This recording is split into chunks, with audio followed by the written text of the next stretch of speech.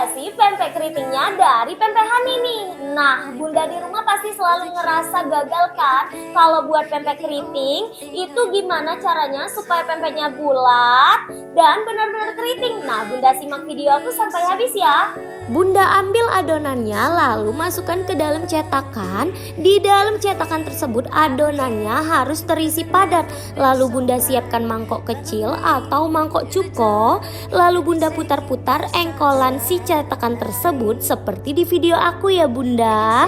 Lalu bunda ambil yang udah dicetak di dalam mangkok cuko. Lalu bunda putar-putar. Kalau udah rapi, sengaja bunda masukkan ke dalam perebusan ya bunda. Merebus pempek itu harus ada 2 tempat perebusan dan airnya harus benar-benar mendidih. Kalau perebusan pertama itu untuk mematangkan pempek tersebut. Kalau perebusan kedua itu untuk membilas supaya pempek tidak mudah berlendir dan